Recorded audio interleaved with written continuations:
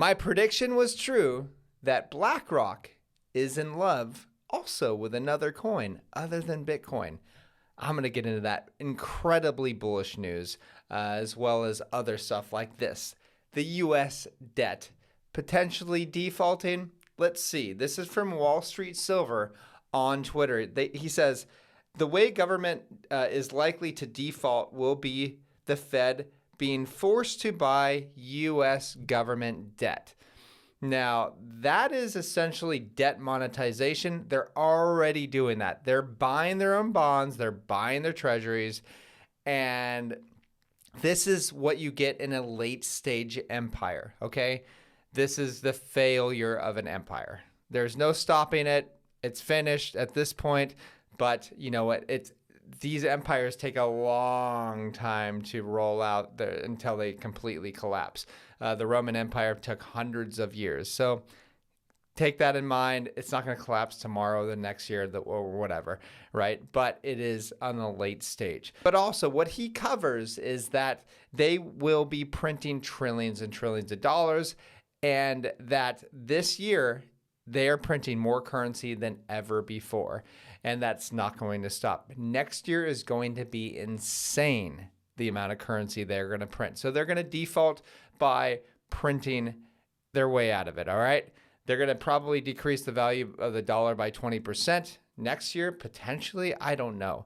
That is why we are so focused on getting people into Bitcoin, because I think there's a lot of dangers ahead. Moving on, we have a very interesting guy on Twitter, James Seyffart.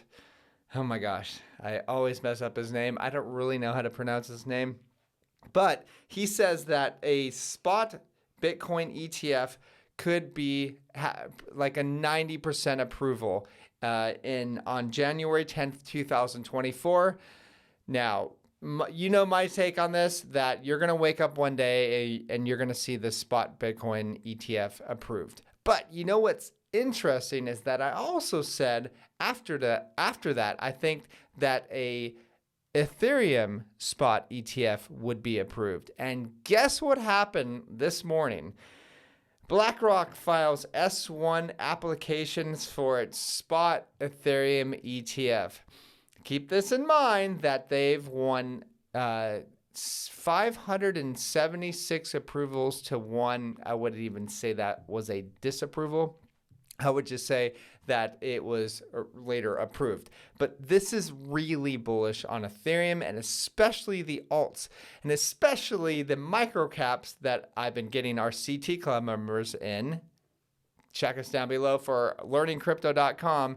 We've been absolutely destroying it over and over again, pretty much every day, more all-time highs. But the filing, among other things, appoints Coinbase as the custodian for underlying ETH. Yikes. Coinbase is going to essentially run the world, and it's really interesting that they keep having Coinbase as a custodian, as the main custodian. Coinbase isn't going anywhere. It is banker run. So what to expect now? Expect a ton of volatility, a ridiculous amount of volatility right now. You're going to have lots of BART candles, which means the price might go up, then straight line like this, and then smash right down. This is people getting destroyed that are leveraging way beyond their means. And this is really interesting. Leverage will be the reason why 98% of people don't make it in this cycle. They're going to be cleaned out because they're swimming with sharks. They don't understand the game.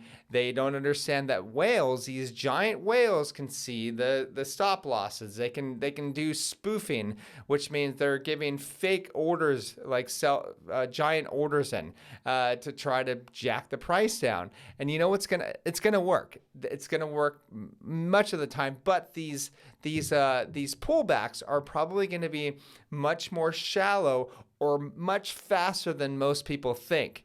Because whales, the smart guys, the big boys, BlackRock, Fidelity, they don't want to give anybody a chance to be buying the dip, because guess what? They want to buy the dip. That's all I have. Please like and subscribe, and I will talk to you guys soon.